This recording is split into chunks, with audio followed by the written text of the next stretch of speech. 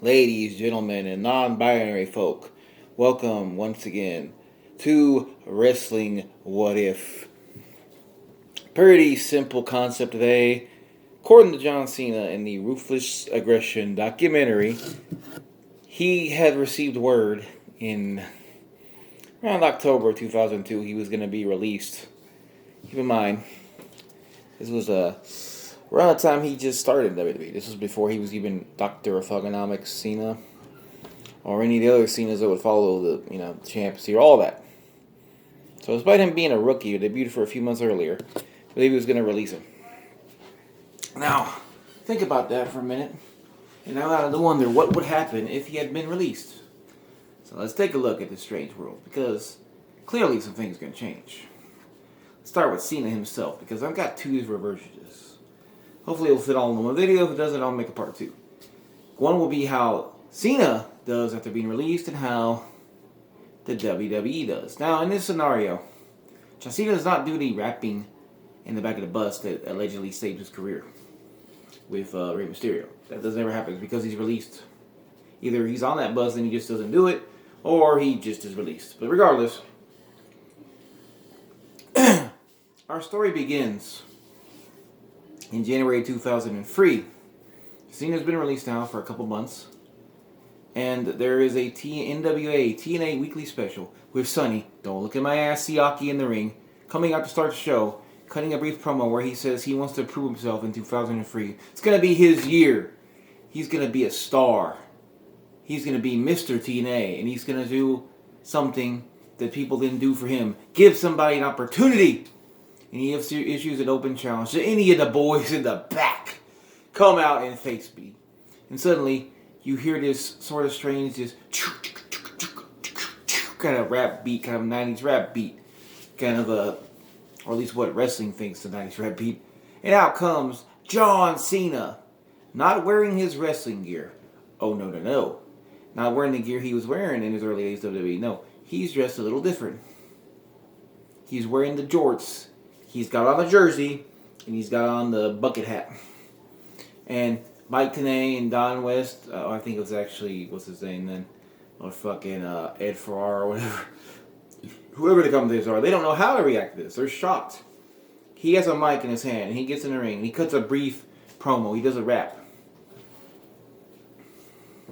He says something along the lines of, yo, here I am stepping into NWA, because everybody knows John Cena loves TNA. The WWE, they couldn't hang with your boy. So now I came here to break all you little toys. And not to be mean, but I think you a bit sloppy. That's why tonight I'm gonna whoop your ass, Sonny Siaki. They get in the ring and they have a brief little 10-minute match. Cena does some of the things he does, and he wins with the Protoplex. At the time, the spinning suplex thing, the spinning back suplex thing, powerbomb thing. He gets the win. And we give it a name like, let's say a mic drop. Call it Mike Tenay. Like, that's the mic drop. Like, somehow he knows this shit. So I'm gonna skip all the sports entertainment extreme bullshit that was going on here. I don't like that storyline. And for the purpose of this argument, it doesn't really fit because it's mainly with Cena. It's going to be a separate feud away from that. You still could have that going on.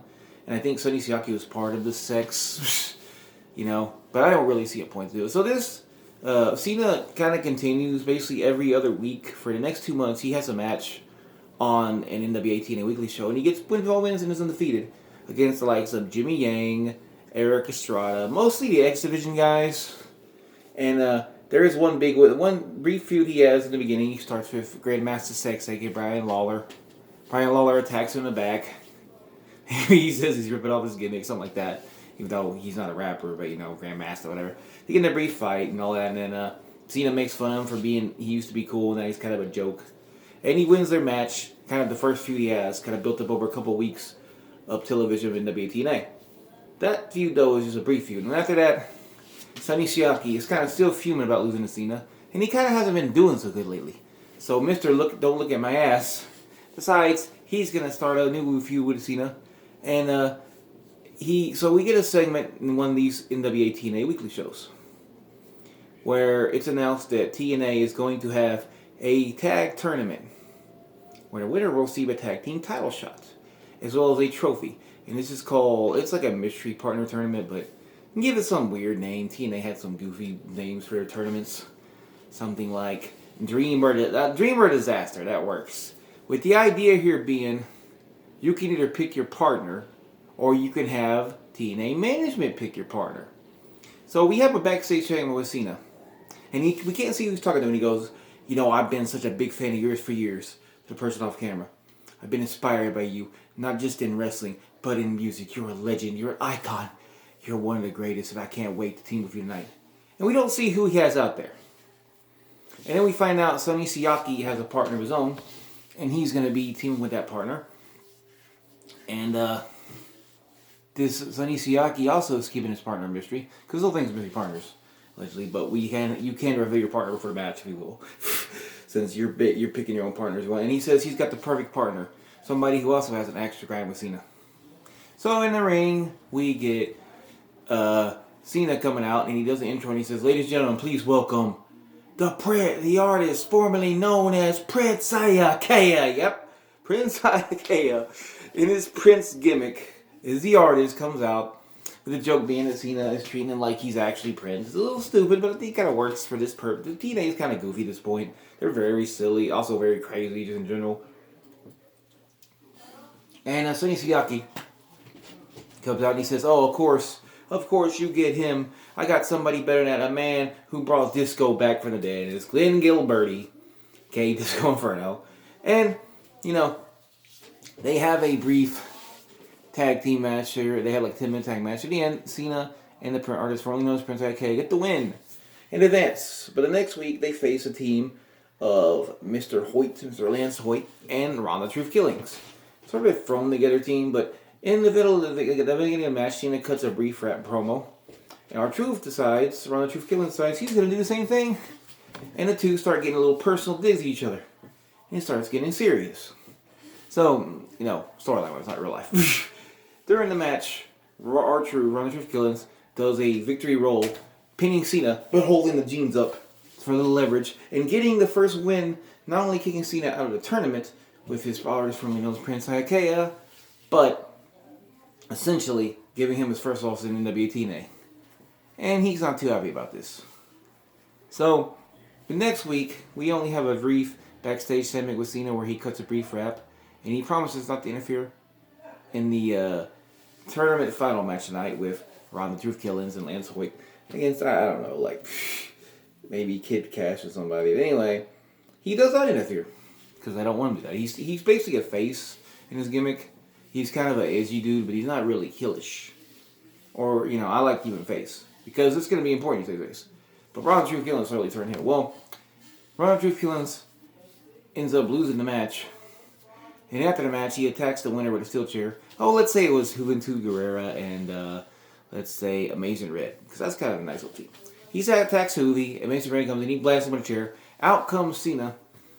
And he goes for a chair shot on Cena. But Cena catches him on his shoulders. And he hits the first, fuck you. First FU. He hits the Death Valley Driver. You can have Mike today saying, he calls out the FU. And that starts a feud between Ron the Truth Killings and John Cena. And he is called John Cena, as I should point out. And he is called also Dr. Fucking Honest. So, this begins a feud, and around this time, we're in about, May of 2003. So, we're going a little ahead here. Now, this feud is going for about a month, and they haven't had a one-on-one battle. They have it promoted on one NWA TNA show. They promoted it for a couple weeks, a rap battle between Ron Truth Killings and John Cena. They had the rap battle. Cena wins, and in the end, after he wins, him and... they had the fans vote on who wins. They did that shit. R-Truth decided to attack him. Ron Truth Killings attacks him and hits him with the suplex stutter. And that leads to the big pay-per-view match between the two. A couple weeks later, John Cena and Ron Truth Killings, his biggest match at this point. And this is being billed as a #1 contenders match. So, as well as a ladder match where you grab a briefcase or you grab a clipboard with the contract for number contender. And guess what? John Cena wins. And he debuts the FU off the ladder, throwing Ron Truth Killings down, getting the contract. And this builds for the next 2 weeks with him facing, who else, but Double J Jeff Jarrett. Now, at this time, I don't know the history of Jarrett. I don't think he was face, but let's just make it heel. So he doesn't like John Cena. He get a brief promo between the two, where he starts talking about how much he despises who he is, a little face to face, and he said, a sit down interview with Mike Tenay. It was a little different, where he says he doesn't like John Cena because he hates what he represents. He represents what people these days think they want in a wrestler, and the kind of wrestlers he despises. He's not the old school, the tradition. He is a spit in the face of everything that everybody's done. And John Cena actually talks a little more normally, not in his usual gimmick, and says, I grew up watching wrestlers in the old days, like Terry Funk, the great NWA greats, like Ric Flair, Harley Race, Dusty Rhodes, Sting. I watched all these guys, and I respect them. But I'll be damned if I'm going to let you come in here and say I don't deserve that title shot because of the way I talk or the way I dress. He says, Jeff Jarrett, you're just an elitist. And he says something that sticks with Jarrett where he says, without your daddy's money and name, you would have been a nobody a long time ago. And that just pisses Jeff off. He gets up and he slaps Cena in the face. And Cena immediately gets up and throws a fist. And it looks like they're going to throw down, but then Jarrett just looks at him and walks away. to keep the tension building. So then the big match happens.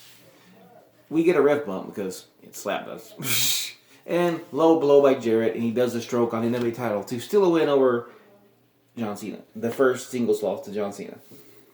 And for a few months, Cena kind of has to build his way back up. He gets some victories over the likes of, let's say, Lance, who he did in Hoyt. And he finally gets his title shot, building up in October. On October NWA TNA Weekly Show. In the 2003. And this is billed as Cena's last chance. If he loses, he can get another shot at Jeff Jarrett. However, this is not a singles match. The Phenomenal One. AJ Styles there too.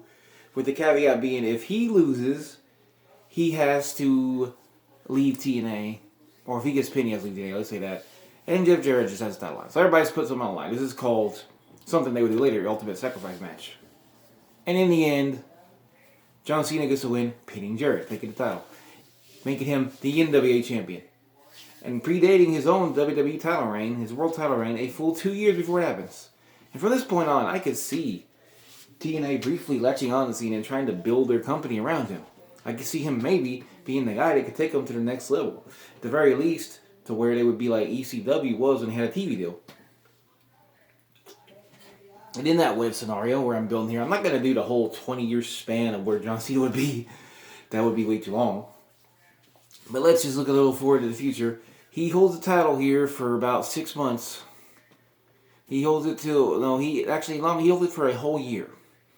A whole year and 1 month, and he loses it on the first TNA 3-hour pay-per-view, Victory Road, to the new face of TNA, basically, the alpha male Mighty Brown.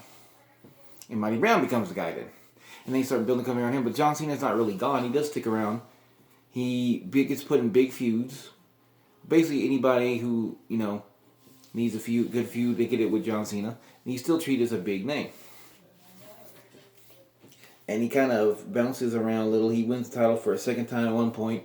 He feuds with Abyss, pretty much right after Mighty Brown. And basically, he stays in TNA in this scenario till at least, let's say, 2010. In 2010 will be when he finally leaves and gets a call up from WWE. They want him back. They regret firing him now. And in those 8 years, he has not only established him, he's only become a 3-time NWA champion and a 2-time TNA World Champion. But he has elevated the TNA brand to the point that TNA did a lot better than it actually did in real life, where, it's hard to guess, where it would go exactly, but, basically 06, 07 TNA, the TNA everybody loves this thing, would be even higher up. Whereas he also had a pretty nice little feud there going with Kevin Nash. And he even got to see him mix hands with Hulk Hogan for a little bit before he left TNA. Because, assuming Hogan comes in this version, it's kind of hard to guess how this whole Earth 2 thing would go. But that's the basic gist of it. That he leaves there a 5-time world champion, having made his name and his gimmick. And he keeps the Dr. Fucking on his gimmick basically till the time he leaves TNA. And when he goes to WWE, he basically creates the new gimmick of WWE, the one we know as the champ and all that stuff, all the stuff after that. Basically, the unstoppable Super Cena, all that shit happens to WWE. He pretty much is a completely different wrestler, so to speak, at least a different character. And that's one, book closed there. And that's one chapter closed, if you will. The basic consensus of that is that Probably in some capacity, you'd imagine WWE would have a lot of recourse trying to keep wrestlers, maybe grab more talent away from TNA, maybe trying to keep wrestlers locked in contracts more, offering more money, something like that, because they were making their big wave. They would be making bigger waves, and they still did pretty damn good, you know. They had TV deals, they had all this stuff and merchandising. They were still pretty well known. They aren't as big. I don't think TNA at maybe any point other than when Hogan and Bischoff were there were as big as AEW is today, but they were pretty damn big at one point. But this thing, they would be even bigger than that. Maybe even their Spike TV shows would be getting 1.5s. Don't know, but it's hard to gauge no thing, but that's basically how I would do it. I gauge no thing. That would be Cena's run in TNA, and he comes to WWE, and you basically could start him and almost immediately put him in the main event of WWE, and he starts winning titles and titles and titles. Because why wouldn't? But now let's talk about what WWE would be like without John Cena. Now, the first few months he was in WWE, when he turned heel, had Dr. Thugonomics gimmick, he wasn't doing a whole lot. He had a few feuds here and there with Rikishi. He had that team with Bull Buchanan, B2. By the way, if you didn't know, I found this out from Sora. B2, Bull Buchanan, his son is in the current NXT 2.0. He's Brooks Jensen. I didn't even know he had a son, and that's Bull Buchanan's son. But he's okay. I haven't seen a whole lot of dude, but he's all right. But okay, so he wasn't doing necessarily a lot until basically Free started. That's when things started picking up for him really good. And so this is where it kind of gets where what would WWE do without John Cena? The whole Brock Lesnar quote about if I had stayed in the company, he'd be the guy carrying my bags. That shit. Speaking of Brock, so we had a pay-per-view match where there was a tournament, so you got a shot at Brock Lesnar. And it was won by Cena. And they had a feud also where he broke his leg and he did the thing on the pole. That's when he created the FU to fuck with Brock Lesnar. Here, he created it just because he's a rapper and he thought it was funny. But it's TNA, FU makes sense. They have all their weird names with sex and everything. You know the way they fucking roll. Back, especially in those days, in 02, 03. Anyway, so in this case, it'd be like they need to come up with another guy to fight Brock, and they don't really have a necessarily set feud for him. So we get a pretty huge pay-per-view match. Because we need a heel guy, right? You need somebody who's heel to fight Lesnar. And who do you get that's heel that can actually do a pretty good job against him? Well, you don't have a lot of choices here. Because at this time, I don't think there was necessarily a strong heel presence on SmackDown. One thing is, once Brock turned face, the heel was kind of, there's just Big Show, basically. And Angle's hurt, and also he's come back as face, so you're kind of stuck here. That's one thing. Even the thing is, Cena fulfilled that heel role pretty damn good. And with him gone, you don't really have it. Eddie eventually turned heel, but he quickly turned face again because people didn't want to boo Eddie. So you're kind of in a weird place here. And Eddie was still face at this point, so you can't put him. So who do you put? Who's the guy you go with? I say you give him. I guess just for the purpose of Backlash. It's going to be a worse match because Cena and Brock was a pretty damn good match, Backlash. And this is Backlash in 03. They later had a match at another April pay-per-view. Nearly a decade later. Anyway, so Brock takes on the A-Train to kind of prepare for the big show. Because A-Train is basically the only other heel you have, I think, besides Matt Hardy, maybe. And he's a cruiserweight champion. You could make that. They didn't make it on SmackDown, but it was like a regular match, So he beats A-Train. The whole thing about him F5ing him in the nosedive and he hits his head. John Cena really punched the tape player down. That was some funny shit. He got so excited he punched the tape player down. I like when a botch turns into something more funny and the wrestler just covers it pretty hilariously. But anyway, so from there, there's not a whole lot here that builds. It becomes a thing, though, like Survivor Series and the thing with who's going to join. You pretty much keep the teams. Don't make Bradshaw get hurt. Don't make Farouk get hurt. He stays on the Survivor Series team. Angle kind of missed out on a feud with Cena. I don't know what he'd be doing in No Mercy. Maybe he takes on Matt Hardy because Matt Hardy just fought Zach Gallen on that pay-per-view. Maybe not Matt Hardy. He's just I don't know, makes fun of him for losing to Brock. It doesn't really start becoming a thing like 2004 when he starts fighting for the U.S. title, really, and starts going after the Big Show. Because what do you do at WrestleMania 20? Yeah, it's Cena beat the Big Show for the U.S. title, but now you don't have that star-making moment because you don't have Cena. Is there another guy you plug in there? And that's where it gets kind of weird because thinking about it now, it's I don't know who you would put. There's definitely some good wrestlers on the SmackDown roster, but most of them are pretty damn busy. Either they were on Raw already, traded, or they just kind of weren't doing much. And like maybe a guy like, oh no, I know a guy. Instead of putting, like, I gotta go back. Oh, A-Train, no, A-Train is okay, but I would put Sean O'Hare against Brock. Have the Devil's Advocate leading to him fight if you do with Brock. Like he enters a tournament, you can still have him enter a tournament win, but it leaves him like kind of being like he's gonna beat Brock because he's the Devil's Advocate. You know, going back to that thing. As far as a Big Show. It's hard to think who would even fit that role, or if he just wins the regular match against a guy who's just kind of chilling there.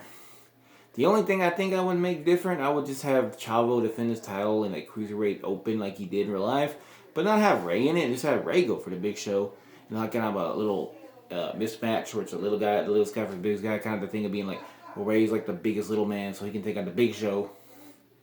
And Big Show, though, he wins, because, he's the Big Show. He has the U.S. title for a little longer, and eventually he loses it, like maybe on the SmackDown after this to. I put it to Rob Van Dam, because why not? Why not get Rob Van Dam a singles title here? Because Rob Van Dam's coming in, he wins the title. And again, Cena's important, because, you didn't need him, but you could kind of have RVD plug that hole. It's be RVD, like all about RVD for a while, and he's kind of doing things John Cena was doing. Until basically around. If RVD gets hurt by the beginning of 2004. No, 2005, when he did in real life, then you kind of have the same issue here. What do you do then? Do you have a guy you could trust in this time? And also, do you make the thing the Cena and Booker T feud? I think that never happens now. Instead, you probably get RVD and Booker T best of 5. Maybe there's guys like Kanyon who didn't do a whole lot of WWE who should have did more. Maybe you put him there instead of Rob, or you have him feud with Rob at some point or something. You come up with some scenarios. Maybe he replaces Rob gets hurt. And then also the question comes, if JBL's champion all the way by WrestleMania, who faces him? Personally, I wouldn't mind having Rob Van Dam just win the title from JBL at all. That'd be awesome. He holds the U.S. title for a couple months, he loses the U.S. title for whatever reason, and then, maybe it's like a triple threat, he doesn't get pinned, and then he beats JBL. But I wouldn't have it at Mania. Because I felt like his reign was too long. Maybe, unless you have him win the Royal Rumble, and then do it, but I don't think so. I think it's PC's Rumble. Regardless of that, though, also does RVD still get hurt in January of 2005? If he's not tag champ, does he get hurt, or is he putting more pressure on himself? I don't know. It's hard to guess these things. I'm gonna assume he doesn't get hurt because it's a different kind of world. So RVD wins the title in my scenario at Survivor Series from JBL. He holds the title all the way to WrestleMania, and he loses it to somebody. The question is who. So he loses it to who's a good heel around this time? Well, maybe we get like RVD and Kurt Angle at WrestleMania, because we never really had that match like in a big capacity. So we make that match. That match happens, but RVD wins. You do that, and then you kind of build up to something from there. And this is kind of just the beginning. It was ready to go for the next 4 years. It's really 2006. 2005 is when Cena got his win, and he started getting the hate more. And by 2006, he's the guy, So who's the guy in 2006? Who do you establish? Maybe Shelton Benjamin. Guy who beat Triple H on his first night. Maybe now he's the guy. There's a lot of scenarios. I don't know who the real answer is, because there's a lot of guys you could use. With TNA, it's a little more small, I feel like, because you don't have both rosters. You have one roster, and there's good guys, but there's some guys like Abyss and Mighty Brown and Christian Cage, as well as AJ Styles and Christopher Daniels. Well, those make sense. Maybe a few others. But here in WWE, you have all these guys like Shelton, RVD. And also, I know what most of them are doing around this time, so you can't just kind of take them out of one feud and build another. I think you could have a thing where maybe Shelton Benjamin is the guy for a while, RVD's the guy. You just build around, instead of having it basically be the All Cena show, which I don't think was a good idea, from basically 2006 to 2010 nearly, until it really started kind of changing, or at the very least 2012 was really felt like it was changing the guard. But instead of the All Cena show, just have it kind of switching, kind of like a torch being passed around from one guy to the next. So you had the little top thing for a while. You had the kind of how it was in the 90s, where it was 1 minute it's the Warrior, then it's Hogan again, although I don't think it really need to run. Well, it's Slaughter, then it's Hogan, and then it's the Taker, and then it's Flair, and then it's Macho, and it's Bret, and then it's Yokozuna, and then it's Bret again for a little bit, and then it's Bob Backlund, and then it's Diesel. And then after Diesel, it's Bret, it's Shawn. It's Sid, It's kind of building up. Stone Cold, something like that. it's moving along instead of just being like Cena and then the guy wins beat Cena and then Cena he loses to Edge but he gets it back like a few months later. Like no, and obviously you still could have Edge kind of be like the heel dude that takes this. Maybe Edge gets a few more title reigns of this. That's just my thing. Like I think it's kind of hard to predict where it's going, but that's the basic idea. That I think we'd probably see more guys kind of get pushed, at least at the top. Like more Shelton Benjamin RVD world title reigns. We didn't even get the Shelton one. We only got one RVD one. And Edge would probably add a few more reigns to his Hall of Fame reigns. Because he has a lot already. But he would add even more. And that's anyway, that's how I think it would go. That's how I think it would be done. Maybe Jeff Hardy also would become W champion sooner. I think that's how it would roll though. You would have Cena would be kind of an establishment TNA guy. He would be remembered more as a TNA guy, at least by 2010, than the WWE guy. By the time he gets WWE, he probably would be there for most of the next decade and be the WWE guy. So you'd have where Cena spent half his career one place, half his career the other, and WWE would be giving all these different wrestlers different chances to see who, kind of who sticks, but giving them the ball for a little bit instead of just basically, how it's kind of built on Cena's back. Not just him, but mostly him. But they also, there'd be things like Edge would probably have more reigns, and Shelton would get a reign. Rob Van Dam would get more reigns than just the one he had. Well, ECW too, but still. Yeah, that's the way. I think it'd roll like that. That's the way. And maybe Jeff Hardy, like I said, when he returns, he gets the student salary. That's the way I think it would be done. It would roll like that. She'd be like Mr. TNA for a while, and then he'd be the new Mr. WWE. He'd also play the Dr. Funkadama's character for nearly a decade. So that's kind of interesting too. I mean, just imagining all the content you would have, all the raps he would make at that time. He probably would make more than one album. Probably make like 3 albums. That's what I got for today. That was kind of fun with this one. Kind of more floaty. Didn't have it all set in stone. But this is an interesting idea, and see to think about what would happen in that scenario. Anyway, have a great day. Bye.